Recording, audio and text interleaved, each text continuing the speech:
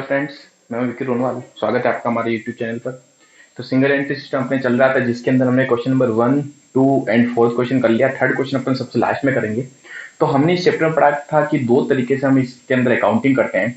First, जब question क्या बोलता है, statement of profit and loss, यानी जब क्वेश्चन सिर्फ आपसे पूछता है बताओ कि बिजनेस को प्रॉफिट हुआ या लॉस हुआ, सिर्फ ये जानना चाहता है, तो हम इस केस में 3 स्टेटमेंट बनाते हैं। ये हमारा फर्स्ट पार्ट। तो ये हमने अभी तक कंप्लीट कर लिया।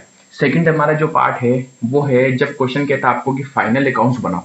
फाइनल अकाउंट्स बनाने का मतलब यहाँ पर क्या होगा, trading P&L and balance sheet. ठीक है।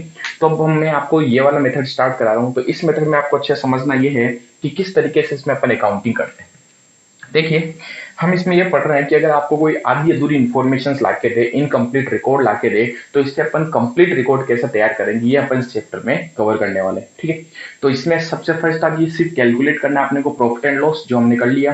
सेकंड पार्ट होता है कि जब फाइनल अकाउंट बनाने के लिए क्वेश्चन अगर बोले आपको तो क्या होगा। तो देखिए, जब क्वेश्चन हमें फाइनल अकाउंट बनाने के लिए बोलता है, क्या बोलता है, फाइनल अकाउंट्स, तो फाइनल अकाउंट बनाने के लिए अपने को 3 तरीके के मेनली अकाउंट बनाते हैं। ठीक है। वैसे तो दो ही अकाउंट होते हैं। फर्स्ट होता है हमारे पास पे ट्रेडिंग अकाउंट। फर्स्ट अपन बनाते हैं ट्रेडिंग अकाउंट। सेकंड हमें इसमें बनाना होता है P&L account, profit and loss account, P&L account. और थर्ड अपन जो इसमें बनाते हैं वो बनाते हैं अपन बैलेंस शीट। क्या बनाते हैं, बैलेंस शीट। तो आई थिंक बैलेंस शीट तो आपने समझी होगी अच्छे से। ठीक है, नहीं समझी तो वापस इसमें अपन देखेंगे। ट्रेडिंग अकाउंट कैसे बनता है अच्छे से देखिएगा।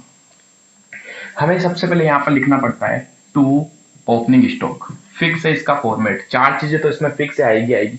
तो सबसे पहले अपन को लिखना होता है to opening stock. Opening stock का मतलब होता है कि हमारे पास जो बिजनेस चलता है वो 1 साल के लिए अपन चलाते हैं। ठीक है। सपोज कीजिए, मैं अगर करंट डेट की बात करूं तो 1 अप्रैल 2019 को हमारे बिजनेस स्टार्ट हुआ, तो ये खत्म कब होगा, 31 मार्च 2020 को। ठीक है। तो बिजनेस के अंदर 2 तरीके का स्टॉक होता है। एक तो जब हम बिजनेस स्टार्ट करते हैं, ठीक है, या हमारी जो अकाउंटिंग बुक स्टार्ट होती है, तो फर्स्ट डे हमारे पास कितने का स्टॉक पड़ा होता है, वो होता है ओपनिंग स्टॉक। और जब हम साल के एंड में हमारी अकाउंट्स बुक ऑफ अकाउंट्स बंद कर रहे होते हैं, उस टाइम हमारे पास में कितना स्टॉक पड़ा होता है, वो होता है क्लोजिंग स्टॉक। तो सिंपली आप ये याद रखिए, ओपनिंग और क्लोजिंग का मतलब क्या होता है। ओपनिंग होता है इस दिन जो भी डेटा आपके पास है, यानी ओपनिंग में, और क्लोजिंग मतलब होता है लास्ट में। ठीक है। तो चलिए, ट्रेडिंग अकाउंट में सबसे पहले लिखा जाता है टू ओपनिंग स्टॉक। फिर अपन यहां पर लिखते हैं टू नेट परचेज। क्या लिखते हैं, टू नेट परचेज। ठीक है। फिर अपन यहां पर लिखते हैं बाय नेट सेल्स। और फिर हम यहां लिखते हैं बाय क्लोजिंग स्टॉक। ठीक है। तो मेनली ये 4 चीजें तो ट्रेडिंग अकाउंट के अंदर आती है। अब इसके अलावा क्या होता है, देखिए, इसके अलावा बिजनेस के एक्सपेंस आते हैं। एक्सपेंस 2 तरीके के हो सकते हैं। खर्चे कितने तरीके के होते हैं बिजनेस के अंदर, 2 तरीके के एक्सपेंस होते हैं। एक होता है बिजनेस में डायरेक्ट एक्सपेंस, एक्सपेंस और इनकम दोनों साथ में लिख देते हैं। एक तो होता है बिजनेस के अंदर डायरेक्ट एक्सपेंस या इनकम, और दूसरा होता है इन डायरेक्ट एक्सपेंस या इनकम।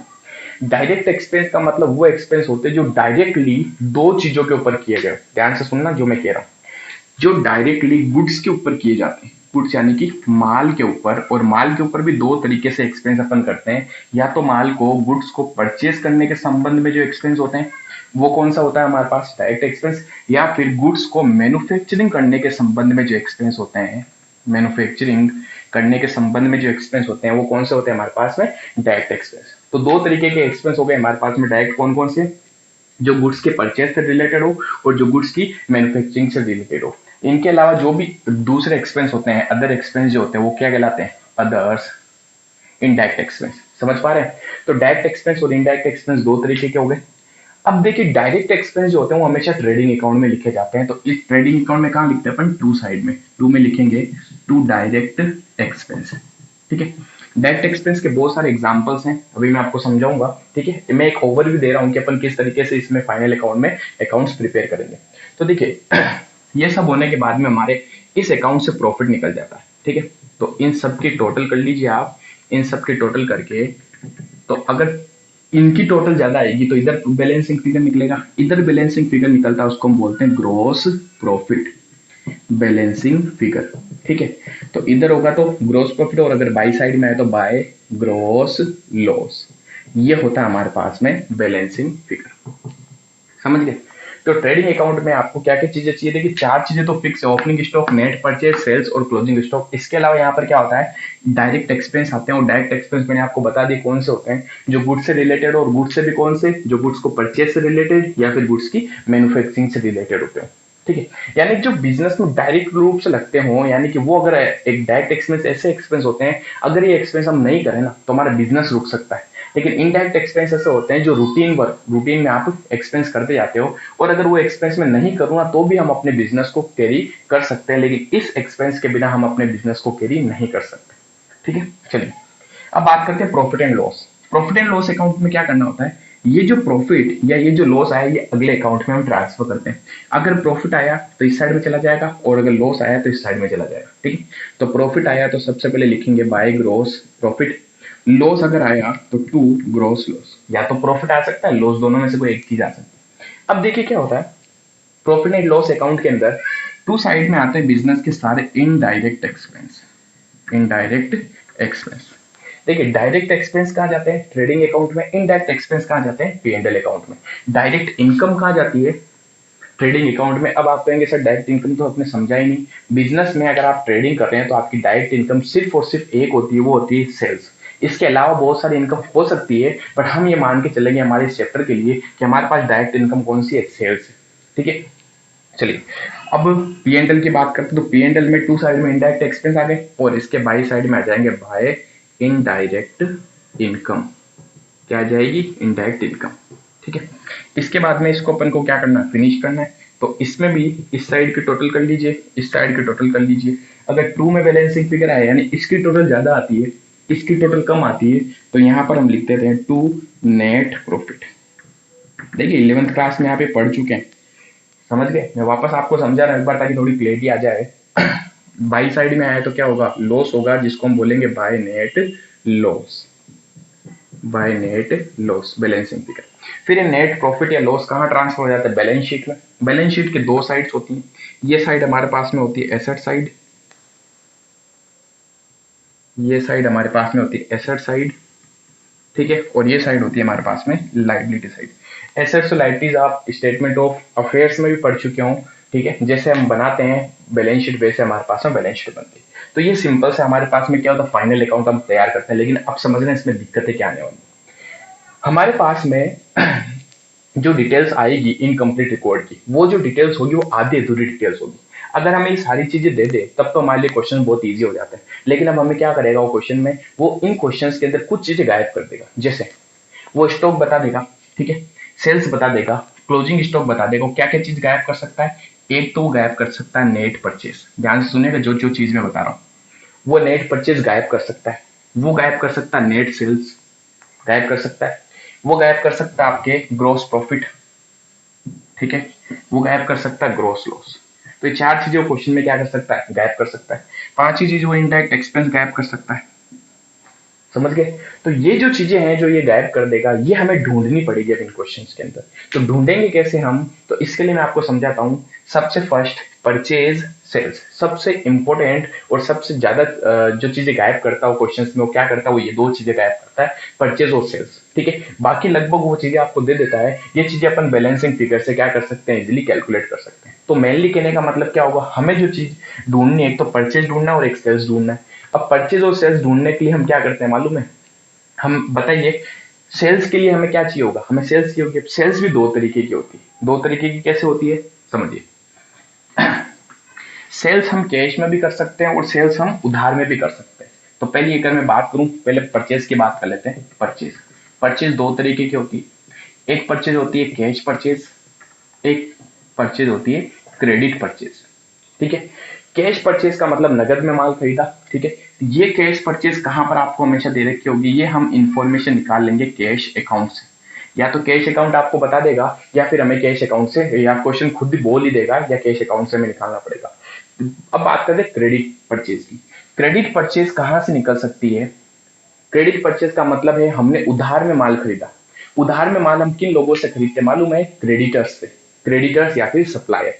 तो इसके लिए हमें क्या करना पड़ेगा, हमें अकाउंट बनाना पड़ेगा, किसका, क्रेडिटर्स का या फिर सप्लायर का अकाउंट। समझ गए। तो क्रेडिट परचेज की इंफॉर्मेशन लेने के लिए, यानी ये चीज जानने के लिए आपको क्या करना पड़ेगा, या तो आपको बनाना है क्रेडिटर्स अकाउंट, और या इसको अपन बोल सकते हैं सप्लायर्स अकाउंट। इस अकाउंट को आपको बनाने की जरूरत पड़ेगी। तो अब हमारे पास में सबसे इंपॉर्टेंट चीज क्या हो गई, क्रेडिट परचेज के लिए आपको क्या बनाना पड़ेगा, क्रेडिटर्स या सप्लायर्स का अकाउंट। जब आप क्रेडिटर्स और सप्लायर्स का अकाउंट बनाएंगे तो इसके साथ में आपको बिल्स पेबल का भी अकाउंट बनाना पड़ेगा, क्योंकि बिना बिल्स पेबल अकाउंट बनाए आप क्रेडिटर्स अकाउंट को कंप्लीट नहीं कर सकते। ठीक है, अभी मैं आपको बनाना सिखाऊंगा किस तरीके से क्रेडिटर्स अकाउंट बनाते हैं, किस तरीके से बिल्स पेबल बनाते हैं। तो उससे पहले आपको एक ओवरव्यू लेना है कि हम ये बनाएंगे क्यों। मैं आपको क्रेडिटर्स अकाउंट सिखाऊंगा तो आपको पता होना चाहिए हम क्यों बना रहे क्रेडिटर्स अकाउंट, क्योंकि हमें क्रेडिट परचेज चाहिए। कैश तो क्वेश्चन में दे रखी होगी, क्रेडिट परचेज के लिए हमें क्रेडिटर्स अकाउंट बनाना है, और क्रेडिटर्स अकाउंट्स बिना आप बिल्स पेबल अकाउंट के कंप्लीट नहीं हो सकता। ऐसा में तो फर्स्ट चीज हमें यहाँ पर कह सकता हूँ 2 अकाउंट बनाने हैं, एक तो क्रेडिटर्स का। तो देखिए इस तरीके से हम क्वेश्चन में क्रेडिटर्स और बिल्स पेबल का अकाउंट बनाते हैं। क्यों बनाते हैं, क्योंकि अपने क्वेश्चन के अंदर वो परचेज गायब कर सकता है। कौन सी परचेज, क्रेडिट परचेज। तो हमेशा याद रखें क्रेडिट परचेज कहां से निकाल सकते हैं हम, क्रेडिटर्स अकाउंट्स और बिल्स पेबल का अकाउंट बनाकर। ठीक है, ये दोनों अकाउंट हमेशा साथ में बनते हैं। अब बात करते हैं नेट सेल्स की। दूसरी चीज जो गायब कर सकता है कौन सी गायब कर सकता है, नेट सेल्स। अब देखते हैं सेल्स में भी 2 तरीके की सेल्स आती है। एक तो हमारे पास में होती है कैश सेल्स, नगद में जो हमने माल बेचा। एक होता है हमारे पास में क्रेडिट सेल्स, उधार में हमने जो माल बेचा। समझ गए। कैश सेल्स की अगर बात करें तो ये क्वेश्चन में या तो गिवन होगा, और देखिए ज्यादातर क्वेश्चन में गिवन ही होता है, या फिर हमें कैश अकाउंट बनाना पड़ेगा, उससे इस चीज को पता लगाना पड़ेगा। कैश क्रेडिट सेल्स जो है ये आपको क्वेश्चन में किस तरीके से पता चलेगी, या तो हम क्या करेंगे, अच्छा जिससे हम उधार में माल खरीदते हैं ना उसको बोलते हैं क्रेडिटर्स, और जिन लोगों को हम उधार में माल बेचते हैं वो होते हैं डेटर्स। तो इसलिए क्रेडिट सेल्स का रिलेशन हमेशा किसके साथ में होता है, डेटर्स के साथ में। तो इसके लिए हम बनाएंगे यहाँ पर डेटर्स का अकाउंट। किसका अकाउंट बनाएंगे, डेटर्स, यानी कि इसको हिंदी में बोल सकते हैं देनदार खाता। डेटर्स का अकाउंट बनाएंगे, और जब डेटर्स का अकाउंट बनाया जाता है तो इसके साथ में हमेशा बिल्स रिसीवेबल भी बनता है। ठीक है, तो ये 2 अकाउंट हम और बनाएंगे। तो हमने अभी अभी क्या देखा, देखिए कि क्या क्या चीज गायब कर सकता है, net purchase, net sales. Net sales में कैश सेल्स पता चल जाएगी, या तो हम कैश अकाउंट से निकालेंगे, गिवन होगी। क्रेडिट सेल्स के लिए हम डेटर्स का अकाउंट बनाएंगे, या फिर बिल्स रिसीवेबल का, सॉरी साथ में बिल्स रिसीवेबल का अकाउंट बनाएंगे। फिर हम बात करते हैं थर्ड चीज, ग्रॉस प्रॉफिट गायब कर सकता है जो इस अकाउंट से निकलेगा। फिफ्थ वो चीज क्या गायब कर सकता है, ग्रॉस लॉस, वो भी इस अकाउंट से बैलेंसिंग फिगर निकलेगा। ठीक है, देखिए ये दोनों चीजें या तो वो हिंट में देगा आपको, या फिर वो क्वेश्चन में आपको क्या बोल सकता है, इसके बारे में कुछ एडिशनल इंफॉर्मेशन दे सकता है। ठीक है, तो हम उससे भी कैलकुलेट कर लेंगे। तो ये चीजें कैलकुलेट करना इजी है। Next, indirect expense. एक्सपेंस कहां से गायब करता है, तो वो हम कहां से कैलकुलेट कर सकते हैं। एक्सपेंस को कैलकुलेट करने के लिए, एक्सपेंस को कैलकुलेट करने के लिए या तो फर्स्ट क्वेश्चन में गिवन ही होगा, ठीक है, हमें कैलकुलेट करने की जरूरत ही नहीं पड़ेगी, या फिर हमें क्वेश्चन में बनाना पड़ेगा कैश अकाउंट, और या फिर हमें बनाना पड़ेगा बैंक अकाउंट। क्योंकि अगर हमने खर्चे किए होंगे तो या तो कैश आई, सॉरी अगर इनकम हुई होगी, यानी ये अगर निकालना होगा तब तो कैश आई होगी, वो कैश अकाउंट में मिलेगा, या चेक से मिला तो बैंक अकाउंट में आ जाएगा। उसी तरीके से हमने कोई खर्चा किया तो या तो कैश गई होगी तो कैश अकाउंट में आया होगा, या हमने चेक से पेमेंट किया होगा तो बैंक अकाउंट में आया होगा। तो हम वहां से इसको कैलकुलेट कर सकते हैं। समझ गए। इनके अलावा तो अभी तक देखिए हमने फर्स्ट देखा क्रेडिटर्स का अकाउंट, फिर बिल्स पेबल का अकाउंट, फिर हमने देखा डेटर्स और बिल्स रिसीवेबल, फिर हमने देखा इनके लिए हम क्या बनाएंगे, कैश और बैंक अकाउंट। ठीक है, तो ये हम पढ़ रहे हैं कि जब आप फाइनल अकाउंट बनाते हो तो इनके ऊपर आने से पहले, यानी जो जो चीजें मिसिंग होती है उनको सबसे पहले कैलकुलेट किया जाता है। क्लियर। तो अब मैं आपको बताता हूं कि हम कौन कौन से मेनली खाते बनाएंगे। अच्छा, इस चैप्टर के अंदर आपने अगर अभी खाते जो मैं सिखा रहा हूँ वो सीख लिए, तो आपका एक चैप्टर और है सेल्फ बैलेंसिंग सिस्टम। वो भी लगभग 80% आपके चैप्टर कवर हो जाता अगर आप ये सीख लेते अच्छे से। ठीक है, चलिए। तो फाइनल अकाउंट्स प्रिपेयर करने से पहले हमें कुछ अकाउंट्स प्रिपेयर करने होंगे। इन अकाउंट्स के अंदर देखिए, accounts to be maintain, accounts to be maintain, कौन कौन से अकाउंट हमें मेंटेन करने पड़ेंगे वो उनकी एक लिस्ट बनाता हूँ, फिर अपन 1 बाय 1 सारे अकाउंट्स पढ़ेंगे। सबसे पहले मैं आपको बोल देता हूँ डेटर्स अकाउंट। हम डेटर्स से स्टार्टिंग करेंगे। डेटर्स और डेटर्स के साथ में क्या बनेगा, बिल्स रिसीवेबल का भी अकाउंट बनेगा, तो दोनों अलग अलग बनेंगे। तो एक काम करते हैं, इनको अलग अलग लिखते हैं, बिल्स रिसीवेबल अकाउंट। थर्ड हम बनाएंगे क्रेडिटर्स का अकाउंट। फोर्थ अपन क्रेडिटर्स के साथ बनाएंगे बिल्स पेबल का अकाउंट। फिफ्थ हमें यहाँ पर एक बनाएंगे कैश अकाउंट।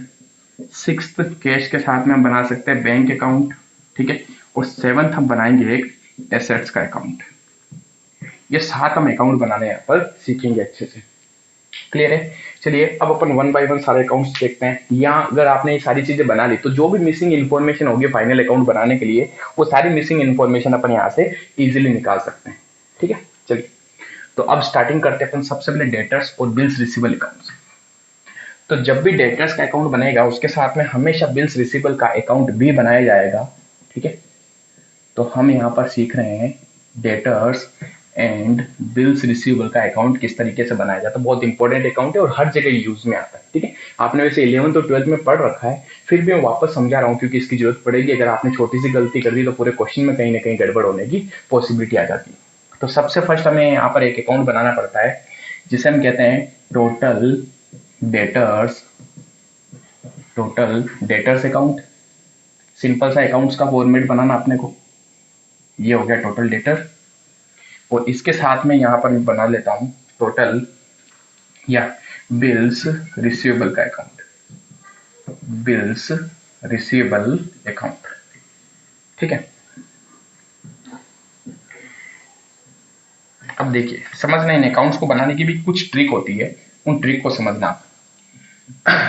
डेटर्स और क्रेडिटर्स अकाउंट्स के अंदर हमेशा याद रखें 4 चीजें तो आपको याद रखनी, वो तो चीजें यहां पर होनी ही चाहिए। जैसे पता है डेटर्स क्या होता है? बिजनेस की एसेट्स होती है कि लायबिलिटी? डेटर्स बिजनेस की एसेट्स होती है। एसेट्स क्यों होती है? क्योंकि हमने किसी को उधार में माल बेचा तो हमारा उसके ऊपर अधिकार है, वो हमारी एसेट्स है। समझ गए? एसेट्स है तो एसेट्स का बैलेंस कैसा होता है? एसेट्स हमेशा डेबिट होती है तो उसका बैलेंस भी क्या होता है? डेबिट होता है। तो याद रखें डेटर्स एसेट्स होती है, एसेट्स का बैलेंस डेबिट होता है। इसलिए हमें यहाँ पर सबसे पहले लिखना होता है साल के स्टार्टिंग में हमारे पास डेटर्स कितने के थे, जिसे हम बोलते हैं टू बैलेंस बीडी। ये हो गया ओपनिंग बैलेंस। ठीक है, एक तो ये चीज। फिर हम देखते हैं साल के लास्ट में, यानी जब हम बुक्स बंद कर रहे होते हैं तो उस टाइम हमारे पास में बैलेंस कितना होता है, उसको अपन यहाँ लिखेंगे बाई साइड में। तो क्या लिखेंगे? By balance c d. ये क्या हो गया? Closing balance. समझ गए? तो दो चीजें तो फिक्स याद हो गई होगी, ओपनिंग बैलेंस 2 में आएगा, क्लोजिंग बैलेंस बाई में आएगा। ओपनिंग का मतलब साल के स्टार्टिंग में कितने के डेटर्स थे, और क्लोजिंग का मतलब साल के एंड में कितने के डेटर्स थे। ठीक है, जब भी आप अकाउंट्स बनाते हैं तो हमेशा बैलेंस चाहिए होता है, आपने को ध्यान रखना। कोई भी अकाउंट बनाओगे तो सबसे पहले उसका बैलेंस लिखना होगा। ठीक है, अब हम ट्रांजेक्शन देखते हैं डेटर्स के साथ क्या क्या ट्रांजेक्शन हो सकते हैं। उसकी मैं यहाँ जनरल एंट्रीज करा रहा हूँ ताकि आप उसको समझे अच्छे से, और उसके बाद में अपन यहाँ पर इसकी लेजर में पोस्टिंग करते हैं। ठीक है, सबसे पहला ट्रांजेक्शन होता है सेल करने पर, और सेल भी कौन सी? Credit sale. क्रेडिट सेल करने पर बताइए क्या एंट्री करेंगे हम? जब मैं डेटर्स को उधार में माल बेचता हूं तो हम एंट्री करेंगे डेटर्स अकाउंट डेबिट। क्यों? क्योंकि डेटर्स रिसीवर है तो डेटर्स अकाउंट डेबिट। और हमारे जब भी माल बिकता है तो सेल्स हमेशा क्रेडिट होती है। ठीक है, तो सबसे फर्स्ट ट्रांजेक्शन हो गया हमारा debtors account debit to sales account. समझ गए? दूसरा, हो सकता है ये सेल्स रिटर्न हो जाए, हो सकता है, क्योंकि हो सकता है हमने जो माल बेचा उसमें कुछ गड़बड़ आ जाए या उसको पसंद नहीं आए तो आपको माल रिटर्न कर सकता है। रिटर्न करने पर जस्ट रिवर्स एंट्री करो। रिवर्स एंट्री यानी कि यहाँ सेल्स को क्रेडिट किया तो अब सेल्स रिटर्न को डेबिट कर दो। सेल्स रिटर्न अकाउंट डेबिट, और 2 में आ जाएंगे डेटर्स। ठीक है, तो 2 लेन देन अभी तक मैंने आपको बताया, एक तो सेल और एक सेल्स रिटर्न। अब इन दोनों को यहाँ कैसे लिखते हैं? मैं जब सेल्स करता हूं तो मैं एंट्री करता हूं debtors account debit to sales. तो देखिए मुझे डेटर्स अकाउंट में इसको पोस्ट करना है तो मैं किस तरीके से लिखूंगा? डेटर्स में डेटर्स का नाम कभी नहीं आएगा, तो क्या आएगा? उसके सामने क्या है? सामने क्या है? सेल्स। सेल्स अभी का है क्रेडिट में, तो जब मैं ट्रांसफर करूंगा तो कहां जाएगा? डेबिट में। तो इन चीजों को याद रखें आप, तो यहां लिख देंगे टू सेल्स अकाउंट। समझ गए? तो सिंपल सी चीजें, कई बच्चे इसको रट्टा मार के बैठते हैं, सेल्स 2 में आती है, सेल्स रिटर्न बाई में आती है, लेकिन आप इसको अगर एंट्री से सोचेंगे तो ज्यादा इजी होगा, क्योंकि अगर आप कहीं रट्टे मारे हो भूल भी जाते हो तो आप समझ के रखते हो तो इनको आप एंट्री से वापस कर सकते हो। ठीक है, अब बात करते हैं सेल्स रिटर्न की। तो डेटर्स अकाउंट में सेल्स रिटर्न लिखूंगा तो देखिए डेटर्स में डेटर्स का नाम नहीं आएगा, किसका आएगा? सामने क्या है? सामने सेल्स रिटर्न। सेल्स रिटर्न कहाँ है? डेबिट में। और अकाउंट्स का रूल है, जब भी आप एक जगह से उठा के किसी को दूसरी जगह ट्रांसफर करते हो, मैं लेजर में पोस्टिंग कर रहा हूँ तो उसकी साइड चेंज हो जाती है। ठीक है, तो सेल्स रिटर्न अभी डेबिट में है तो यहाँ कहाँ जाएगा? बाई में, यानी क्रेडिट साइड में आ जाएगा। ये डेबिट साइड होती है, ये क्रेडिट साइड होती है। ठीक है, तो क्या लिख देंगे? By sales return account. ठीक है, तो अभी तक हमने क्या क्या चीजें देखी, ध्यान से देखिएगा अच्छे से। ओपनिंग बैलेंस 2 में, क्लोजिंग बैलेंस बाई में, सेल्स हुआ टू सेल्स और सेल्स रिटर्न हुआ तो बाई सेल्स रिटर्न। अब क्या क्या ट्रांजेक्शन हो सकते हैं? ये जो पार्टी है जिसको हमने उधार में माल बेचा, ठीक है, क्या गारंटी है कि वो आपको पैसे दे देगी फ्यूचर में? तो हम इसको बोलते हैं कि भाई एक काम कर, एक बिल लिख के दे दे। क्या लिख के दे दे? बिल, कि तू मुझे 3 या 4 महीने में पेमेंट दे देगा। तो ये आपको क्या करता है, बिल लिख के देता है, जिसे हम क्या बोलते हैं, बिल्स रिसीवेबल। ठीक है, तो आपको भी इन डेटर से एक बिल मिल जाता है। तो बिल जब आपको मिलता है, इसे हम क्या बोलेंगे, बिल्स रिसीवेबल। तो देखिए क्या एंट्री हो जाएगी, बिल मिलेगा आपको। कोई चीज जब आपको मिलती है तो आपको उसको डेबिट करना होता है, और किससे मिली, डेटर से। डेटर्स कौन है, गिवर, देने वाले को क्या करूंगा, क्रेडिट। तो मेरी एंट्री हो गई, बिल रिसीव होने पर क्या एंट्री करते हैं, bills receivable account debit to debtors. इसलिए मैंने आपको कहा था कि दोनों अकाउंट साथ में बनते हैं। ठीक है, तब देखिए डेटर्स के अकाउंट में क्या आएगा, डेटर्स के अकाउंट में क्या आ जाएगा, डेटर्स का नाम नहीं आएगा, क्या आएगा, बिल्स रिसीवेबल। बिल्स रिसीवेबल कहाँ है, डेबिट में, तो यहाँ कहाँ जाएगा, क्रेडिट में। तो क्या लिख दूंगा, बाय बिल्स रिसीवेबल अकाउंट। ठीक है, तो ये चीज समझ में आई। क्या इसकी एंट्री बिल्स रिसीवेबल में भी होगी? यस होगी। अब पहले तो बिल्स रिसीवेबल की बात करते हैं। जब भी आप किसी भी तरीके का अकाउंट बनाओ तो हमेशा याद रखो कि अकाउंट का बैलेंस ढूंढना होता है सबसे पहले। क्या बिल्स रिसीवेबल का भी बैलेंस हो सकता है? यस, साल के स्टार्टिंग में भी हो सकता है कि कुछ बिल्स पड़े हो आपके पास, और साल के लास्ट में भी हो सकता है। तो डेटर्स भी आपकी एसेट्स होती है और बिल्स रिसीवेबल भी आपकी एसेट्स होती है। तो डेटर्स का ओपनिंग बैलेंस 2 में था, इसका भी ओपनिंग बैलेंस का आएगा 2 में। तो क्या लिख देंगे, टू बैलेंस बीडी। ठीक है, और क्लोजिंग बैलेंस का बाई में था, इसका भी क्लोजिंग बैलेंस का आएगा बाई बैलेंस सीडी। तो सबसे पहला काम अपने को क्या करना होता है, इसका बैलेंस ढूंढना होता है। ठीक है, अब देखते हैं कि क्या क्या एंट्रीज होगी। इस एंट्री को मैं यहाँ पोस्ट करूंगा। तो देखिए अब मैं अकाउंट कौन सा बना रहा हूँ, बिल्स रिसीवेबल का। तो बिल्स रिसीवेबल में बिल्स रिसीवेबल का नाम नहीं आएगा, तो क्या आएगा, सामने क्या है, डेटर्स। डेटर्स अभी कहाँ है, क्रेडिट में। तो यहाँ कहाँ जाएंगे, डेबिट में, यानी टू साइड में लिख दूंगा टू डेटर्स। तो दो ट्रिक है आपके पास समझने की, या तो ये फॉर्मूला अप्लाई करो कि क्रेडिट है तो कहां चला जाएगा, डेबिट में। या फिर सिंपल सा सोचो कि जो चीज आप ट्रांसफर करें उसके आगे टू लिखा हुआ है क्या, यस, उसके आगे अगर टू लिखा हुआ है तो टू साइड में चला जाएगा, और अगर उसके आगे टू नहीं है तो बाई साइड में चला जाएगा। ठीक है, जैसे इसके आगे देखो, मैंने डेटर्स के अकाउंट में इसको ट्रांसफर करना था, सेल्स रिटर्न को। सेल्स रिटर्न के आगे टू है क्या, नहीं है ना, तो सेल्स रिटर्न कहां चला गया, बाई साइड। ठीक है, तो ये याद रख करने की ट्रिक होती है हमारे पास में। चलिए, और क्या क्या ट्रांजेक्शन हो सकते हैं। अब मैंने कहा अच्छा, क्या बिल आप हर एक डेटर से लेते हो क्या, फिक्स नहीं है। कुछ डेटर से अपन बिल ले सकते हैं, कुछ डेटर्स को अपन बोलते हैं ठीक है साहब आप पे मुझे विश्वास है, आप एक काम करना, पैसे दे देना। ठीक है, तो अब देखिए क्या होगा, अगर आपने बिल नहीं लिया तो कुछ टाइम के बाद में वो डेटर्स आपको पैसे देके जाएंगे। पैसे देके जाएंगे तो क्या मैं कह सकता हूँ कैश रिसीव होगी आपको। किससे रिसीव होगी, फ्रॉम डेटर्स। तो सिंपल सी एंट्री बताओ मुझे, क्या एंट्री करो। अगर कैश मिल रहा है तो, या फिर चेक भी मिल सकता है आपको। ठीक है, तो कैश या चेक दोनों ही मिलेगा। अगर कैश मिलेगा तो मेरी कैश बढ़ जाएगी, तो मैं एंट्री करूंगा cash account debit.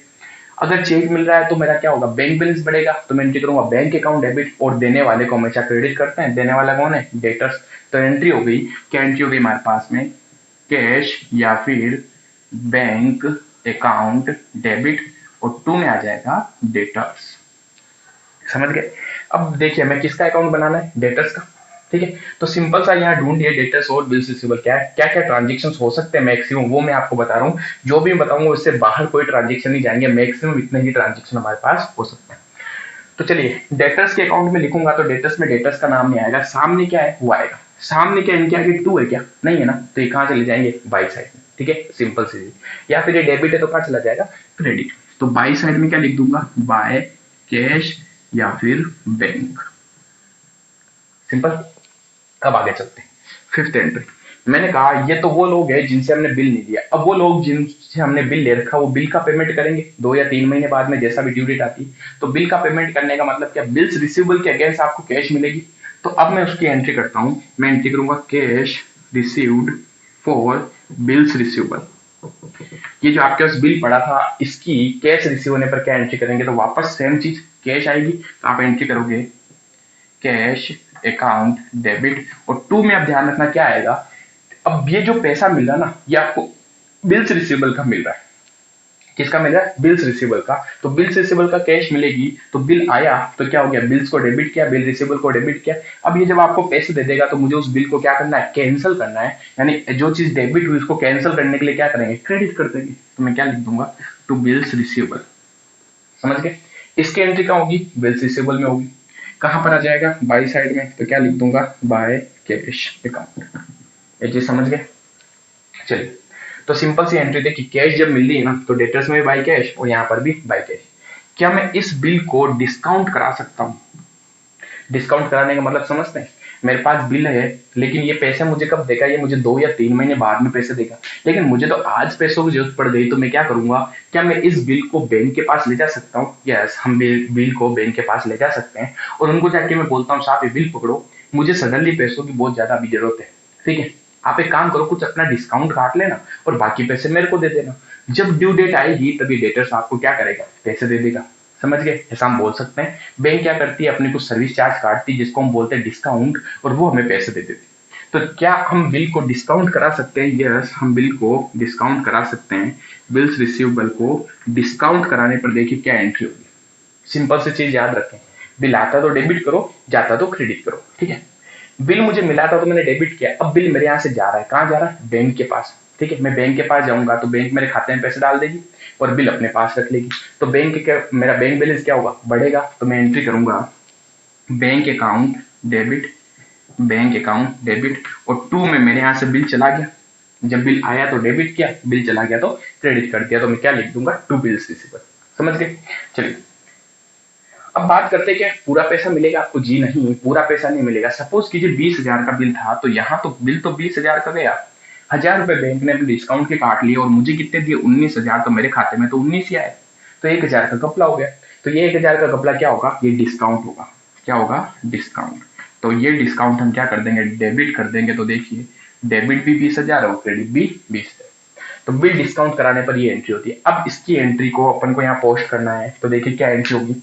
Bill receivable का नाम नहीं आएगा, सामने वाली दो चीजें बैंक और डिस्काउंट दोनों डेबिट में, यहाँ कहाँ आ जाएगी, क्रेडिट में। क्या लिख देंगे, by by bank account and by discount account. आया समझ में? और क्या क्या ट्रांजेक्शन हो सकते हैं? सेवंथ, क्या मैं ये बिल डिस्काउंट नहीं करा के क्रेडिटर्स को एंडोर्स कर सकता हूँ, बेच सकता हूँ? जी हाँ, बेच सकते हैं। अगर मैं बिल एंडोर्स कर दूं, bill receivable endorse endorse to creditors. ध्यान दीजिएगा, वास्तव में जब क्वेश्चंस बनते हैं आपके तो उसमें इतनी सारी चीजें नहीं होती, बट मैं आपको इसलिए समझा रहा हूँ क्यों, हम एक बार में सारी चीज पढ़ लेते हैं, ठीक है। इसको आप अच्छे से कवर कर लो, ताकि क्या है, अगर क्वेश्चन में कभी ये चीजें आ भी जाए, ठीक है, तो भी क्या होगा, हमें आसानी से ये अकाउंट बनाने आएंगे। चलिए, अगर मैं बिल को क्रेडिटर्स को भेज देता हूं, तो बिल किसके पास गया, क्रेडिटर्स के पास। क्रेडिटर्स कौन है, रिसीवर है, तो रिसीवर को हमेशा डेबिट किया जाता है, तो हम एंट्री करेंगे क्रेडिटर्स अकाउंट डेबिट, और मेरे यहां से बिल चला गया तो क्या लिख दूंगा, टू बिल्स रिसीवर। अब इसकी एंट्री बिल्स रिसीवेबल में कहाँ होगी, बाई में कि टू में, बाई में। क्या लिख देंगे, बाय क्रेडिटर्स, बाय क्रेडिटर्स। ये क्या हो गया, ये एंडोर्स हो गया बिल। यहां पर आप लिख सकते हो बिल को डिस्काउंट करवाया। समझ गए? चलिए अब क्या ये जो बिल आपने डिस्काउंट करा रखा है, ये सॉरी डिसऑनर्ड हो सकता है क्या? डिसऑनर्ड मतलब अनादरण हो जाना बिल का। बिल का अनादरण का मतलब है, जिस डेटर से मुझे बिल मिला था, मैं उसके भरोसे था कि 3 महीने वो पैसे दे देगा, इसके हिसाब से मैंने बैंक में डिस्काउंट करा लिया उसका, लेकिन सडनली उसने पैसे देने से मना कर दिया। अगर वो पैसे देने पर, ड्यू डेट पर पैसे देने से मना कर दे, तो क्या होता है, इसको अपन बोलते हैं बिल का डिसऑनर्ड होना। बिल डिसऑनर्ड होने पर कुछ नहीं करना होता, रिवर्स एंट्री करनी होती है अपने को, ठीक है। सिंपल सी चीज है। बिल डिसऑनर्ड, देखिए बिल को बैंक को दिया तो बाय बैंक, ठीक है। डिसऑनर्ड हो गया तो उल्टा टू साइड में लिख दीजिए, क्या लिख देंगे, टू बैंक, और यहाँ आ जाएगा बिल डिसऑनर्ड, ठीक है। क्रेडिटर्स को दिया था तो क्या लिखा, बाय क्रेडिटर्स। डिसऑनर्ड हो गया तो टू साइड में लिख देंगे, तो क्या एंट्री हो जाएगी, तो देखिए इसकी एंट्री क्या होगी, इसका जस्ट अपोजिट उल्टा करना है। Bills receivable account debit to bank, bills receivable account debit to creditors, ठीक है। तो यहाँ आ जाएगा टू क्रेडिटर्स, ये भी क्या हो गया, डिसऑनर्ड। समझ गए? चलिए, अब बिल डिसऑनर्ड होने पर क्या हम डेटर्स को भी वापस डेबिट करते हैं? जी हाँ, बिल्स रिसीवेबल डिसऑनर्ड होने पर हम एंट्री करते हैं एक्चुअल में तो कि bills receivable account debit to debtors. क्या एंट्री करते हैं, bills receivable account debit to debtors. क्यों एंट्री करते हैं ऐसी, क्योंकि सॉरी मैंने आपको जस्ट रिवर्स एंट्री बता दी मैं इसको मिटा देता हूं एक बार और फिर एक एंट्री बताता हूं। ऐसा क्यों होता है पहले समझना। जब मुझे उसने बिल दिया, मैंने बिल बैंक को दिया, मैंने कहा साहब वो 3 महीने पैसे दे देगा। जब वो 3 महीने पैसे नहीं देता तो बैंक वापस मेरे मुंह पे लाके बिल मारती, और ये बिल अब मैं किसके मुंह पे ले जाके मारूंगा? डेटर्स के मुंह पे। मैं बोलूंगा पकड़ तेरा बिल वापस। तो मैं वो बिल किसको दूंगा? डेटर्स को। तो डेटर्स कौन हो गया? रिसीवर। और बिल मेरे यहाँ से चला गया तो मैं क्या लिख दूंगा? बिल्स को क्रेडिट कर दूंगा। तो देखिए मेरी एड एंट्री हो जाएगी, बिल्स रिसीवेबल डिसऑनर्ड होने पर मैं क्या एंट्री करूंगा? अच्छा, मैं एक एंट्री और आपको बताता हूँ। आप एक सिंगल एंट्री में इन सबको कर सकते हो। सिंगल एंट्री में बिल डिसऑनर्ड होने पर हमेशा याद रखो, आपको हमेशा क्या करना होता है? डेटर्स को वापस डेबिट करना होता है। ध्यान से सुना जो चीज मैं बोल रहा हूँ, डेटर्स को आपको डेबिट करना होता है। तो देखिए सबसे पहले तो मैं एंट्री करूंगा डेटर्स अकाउंट डेबिट, और टू में आपको लिखना होता है टू बिल कहाँ घूम रहा था। अगर बिल बैंक के पास जा चुका था तो आप लिख दोगे टू बैंक। अगर बिल आपने एंडोर्स कर दिया तो आप लिख दोगे टू क्रेडिटर्स, यानी रिवर्स एंट्री करनी है। जब मैंने बिल दिया तो मैंने क्या लिखा? क्रेडिटर्स को डेबिट किया। अब जब बिल डिसऑनर्ड हो गया तो रिवर्स एंट्री में कर दूंगा। ठीक है, तो आप ये सिंगल एंट्री भी कर सकते हो। क्लियर? चलिए, तो अब देखिए यहां पर आता है बिल रिसीवेबल। जब आपको मिला, ये क्या था? ये बिल मिला था, रिसीव हुआ, तो आपने क्या लिखा? By bills receivable. अगर ये बिल्स रिसीवेबल डिसऑनर्ड हो जाता है तो आप इसी को टू में लिख देते हो, और क्या लिख देते हो? टू बिल्स रिसीवेबल, और ब्रैकेट में लिख देना डिसऑनर्ड। समझ गए? ये इजी वे बता रहा हूं मैं आपको एंट्री करने का। ठीक है, तो देखिए बिल्स रिसीवेबल में कई बच्चे यहाँ पर थोड़ा कंफ्यूज होते हैं। कंफ्यूज होने की जरूरत नहीं है। बिल अगर आपको मिला तो आप क्या एंट्री करते हो? Bills receivable to debtors. आपको बिल मिला, जब आपके यहाँ से बिल बैंक में चला गया तो बाय बैंक, रिवर्स कर दो। क्रेडिटर्स को दे दिया, बाय क्रेडिटर्स। डिसऑनर्ड हो गया तो वापस टू साइड में लिख दो, रिवर्स कर दो। समझ गए? अब बात करते हैं कि सर क्या क्या पॉइंट बाकी रह गए। तो यहाँ पर डेटर्स के अंदर 2 पॉइंट और है, एंट्रीज मिटा देता हूँ, आप इन एंट्रीज को भी साथ साथ में लिखते रहें। वैसे तो देखिए डायरेक्टली आपको ये सारी चीजें कोई नहीं समझाएगा, वो सीधा ये बताएंगे आपको कि ये माल बेचा तो टू सेल आएगा, रिटर्न हो गया तो बाई सेल्स रिटर्न आएगा। आपको इस तरीके से एक एक चीजें एक्सप्लेन वो नहीं करेंगे। मैं आपको एक एक चीज एक्सप्लेन इसलिए कर रहा हूँ क्योंकि हमारा जो टारगेट है वो सिर्फ ये है कि आपका नॉलेज इंक्रीज हो। समझ गए? हमें रट्टे मार नहीं बनना, हमें सारी चीजें सीख के प्रिपरेशन करनी है। चलिए, तो अब क्या क्या पॉइंट रह गया? एक है कि अगर आप डेटर्स को डिस्काउंट दे देते हो, डिस्काउंट, तो क्या एंट्री होती है? तो देखिए डेटर्स हमेशा एसेट्स है। डेटर्स उधार में माल बेचने पर डेटर्स बढ़ते हैं, और डिस्काउंट देने पर हमेशा डेटर्स कम हो जाते हैं। समझ गए? तो जब डेटर्स कम होंगे तो आप एंट्री क्या करोगे? आप डेटर्स को क्रेडिट कर दोगे टू डेटर्स। और डिस्काउंट आपके लिए लॉस है, यस, तो आप डिस्काउंट को क्या कर दोगे? डेबिट। तो हमने एंट्री कर दी discount account debit to debtors. ठीक है, तो यहां पर क्या लिख देंगे? By discount. इसी तरीके से बेड डेप्स होने पर क्या एंट्री होगी? बेड डेप्स होने पर भी तो आपके डेटर्स कम होते हैं। बेड डेप्स हो गया, बेड डेप्स होने पर आपके डेटर्स कम हो गए तो आप एंट्री करोगे बेड डेप्स लॉस है, लॉस को हमेशा डेबिट किया जाता है, तो आप एंट्री कर दोगे बेड डेप्स अकाउंट डेबिट, और टू में क्या लिख दोगे? To debtors. ठीक है, इस केस में भी देखिए डेटर्स के अकाउंट में क्या होगा? By bad debts. ठीक है, तो ये आपके ज्यादातर ट्रांजेक्शन होते हैं, इसके अलावा मुझे नहीं लगता कोई और ट्रांजेक्शन होगा। ठीक है, तो मैक्सिमम जितने भी ट्रांजेक्शन थे वो मैंने आपको लिख दिया। अब समझना, चार चीजें मेनली जो क्वेश्चन में बनती है, इतनी सारी चीजें आपके क्वेश्चन में आती नहीं है। चार चीजें हमेशा इन अकाउंट्स में होनी चाहिए, और चार चीजें कौन कौन सी है? एक तो हमेशा ओपनिंग बैलेंस क्वेश्चन में होना चाहिए, क्लोजिंग बैलेंस होना चाहिए, दो चीजें तो हो गई। तीसरी चीज होती है सेल्स। सेल्स आपको क्वेश्चन में हमेशा दे रखी होगी। ठीक है, तो ये आपको ढूंढना है, या तो ये दे रखी होगी गायब कर देगा, और एक होता है हमारे पास कैश। तो चार चीजें मैंने आपको बताई, वापस देखिएगा। Opening balance, closing balance, sales और कैश रिसीव जो हुई, ये चार चीजें हमेशा होनी ही चाहिए। और ज्यादातर क्वेश्चन में से इन चार में से वो क्या करेगा? एक चीज मिस कर देगा। और ज्यादातर क्या चीज मिसिंग करेगा? या तो कैश रिसीव कितनी हुई वो मिस करेगा, या फिर सेल्स मिस करेगा, और आपको बस यही चीज ढूंढनी है। तो ये जो एडिशनल चीजें मैंने आपको लिखा है, ये सिर्फ आपके नॉलेज के लिए आपको मैंने लिखा, ये ज्यादातर ये क्वेश्चन में आती नहीं। ठीक है, इसी तरीके से बिल्स रिसीवेबल में आते हैं। बिल्स रिसीवेबल में क्या क्या चार चीजें हैं जो गायब कर सकता है? एक तो ओपनिंग बैलेंस गायब कर सकता है, एक क्लोजिंग बैलेंस गायब कर सकता है, एक डेटर से बिल मिले कितने वो गायब कर सकता है, और एक आपको कैश कितनी रिसीव हुई वो गायब कर सकता है। तो ये चार चीजें आप याद रखें। ठीक है, चार चीजें में से वो एक चीज डेफिनेटली गायब करेगा ही करेगा अगर वो क्वेश्चन में इस तरीके की इंफॉर्मेशन मिस करता है। ठीक है, तो ये हमारे पास में अकाउंट है। अब मैं एक एग्जांपल आपके लिए फ्रेम करता हूँ, उस एग्जांपल के बेस पे अपन क्या करते हैं? वापस डेटर्स और क्रेडिटर्स का अकाउंट बनाते हैं। तो मैं आपके लिए बना रहा हूँ एग्जांपल, तब तक आप इसको उतार लें। तो फ्रेंड्स आपके लिए एक एग्जांपल फ्रेम किया हमने जिसमें हमने सारी डिटेल्स लिखी है। हमें क्या करना है, दो अकाउंट्स बनाने हैं, एक तो डेटर्स का अकाउंट, एक बिल्स रिसीवेबल का अकाउंट। ठीक है, अब देखिए दोनों अकाउंट्स क्यों बनाए जाते हैं, तो हम इसका सॉल्यूशन यहाँ कर रहे हैं।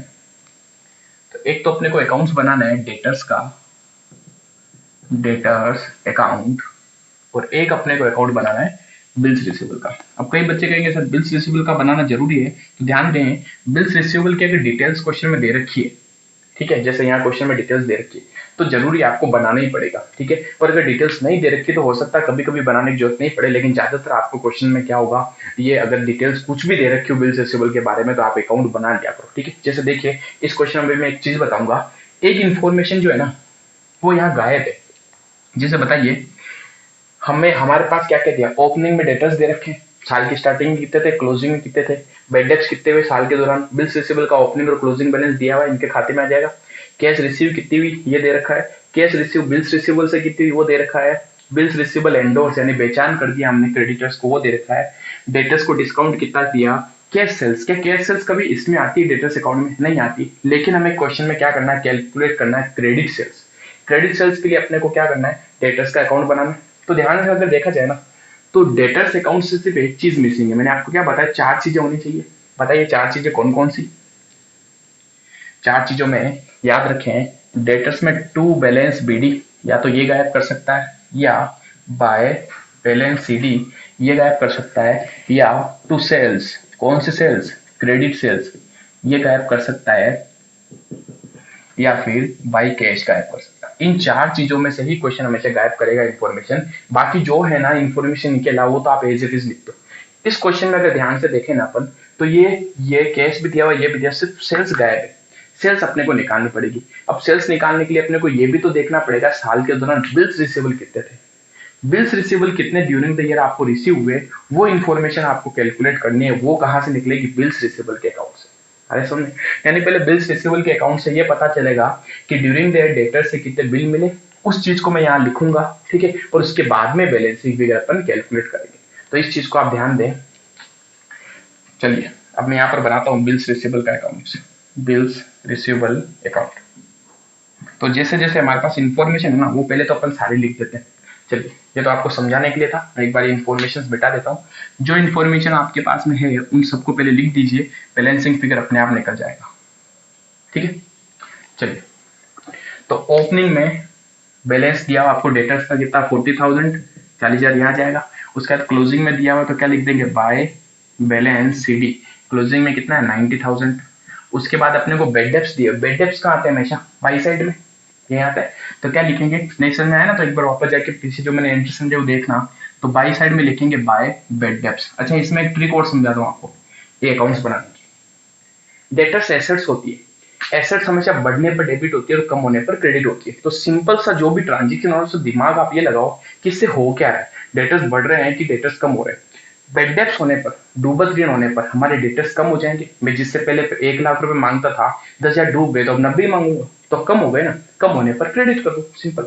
एसेट्स डेबिट होने पर बढ़ती है, कम होने पर क्रेडिट करना अपने को। तो देखिए बेड डेप्स होने पर हमारे एसेट्स यानी कि डेटर्स कम हो रहे हैं, इसलिए हमने उसको क्या किया, क्रेडिट में लिख दिया। ठीक है, ये दूसरी ट्रिक। दो ट्रिक है आपके पास, फर्स्ट एंट्री फ्रेम करके समझिए, और दूसरी चीज क्या होती है जो अभी मैंने आपको बताया, एसेट्स बढ़ने पर डेबिट करो, कम होने पर क्रेडिट करो। ठीक है, तो बेड डेप्स कितने हो गए हमारे पास, 5,000 के लिख दीजिए। फिर हमारे पास बैलेंस दिया हुआ है बिल्स रिसीवेबल का, तो आगे बिल्स रिसीवेबल के अकाउंट में ओपनिंग बैलेंस हमेशा 2 में आएगा, 2 बैलेंस बीडी कितना गिवन है 10,000। क्लोजिंग बैलेंस बाय में आएगा, बाय बैलेंस सीडी। पता ना ओपनिंग बैलेंस को बीडी बोलते हैं, क्लोजिंग बैलेंस को सीडी बोलते हैं। कितना है 15,000।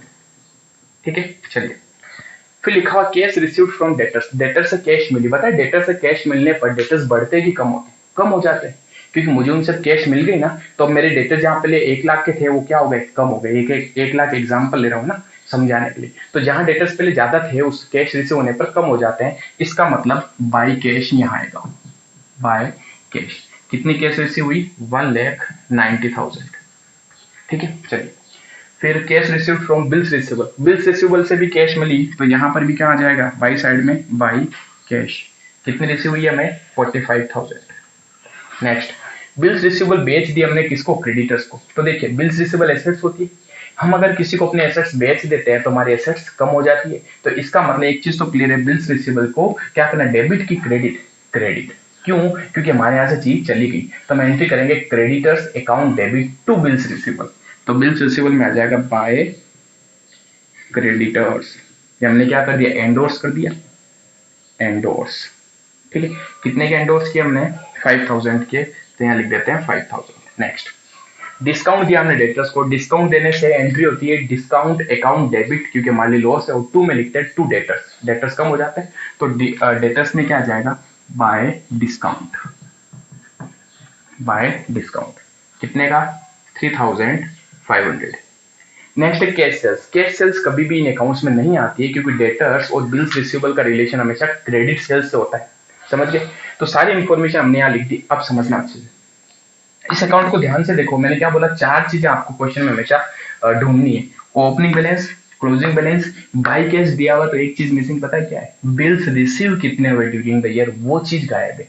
तो वो चीज अब यहां से निकलेगी बैलेंसिंग फिगर, उसकी एंट्री होती है बिल रिसीव होने पर, bills receivable account debit to debtors, क्या एंट्री होती है, bills receivable account debit to debtors. तो ये चीज हमने बैलेंसिंग फिगर यहां से निकाली, ठीक है, बिल्स रिसीवेबल रिसीव। तो अब इसको अपन देखते हैं, क्या ये चीज डेटर्स में भी जाएगी, डेफिनेटली जाएगी।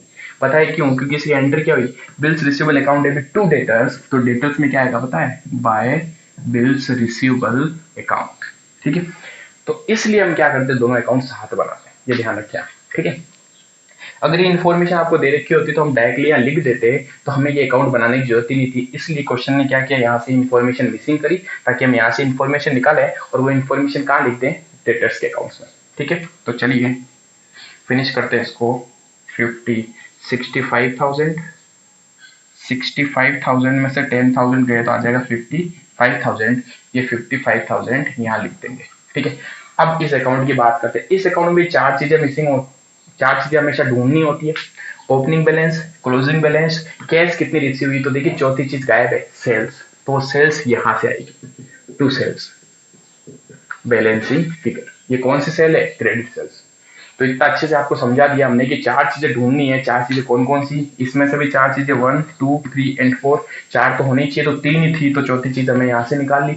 यहाँ से भी चार चीजें गायब हो सकती है, opening balance, closing balance, cash और सेल्स।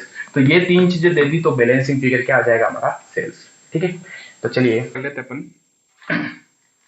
टोटल हमारी आ रही है 5,000 प्लस 190 प्लस 3,500 प्लस 55,000 प्लस 90,000, इसकी टोटल आ रही है 3,43,500। 3,43,500 में से 40,000 लेस कर दे तो 3,03,500। तो ये आ जाएगा हमारे पास में क्या, हमारा बैलेंसिंग फिगर सेल्स। क्लियर, तो यहाँ तक करते हैं, बाकी नेक्स्ट क्लास में। Thank you.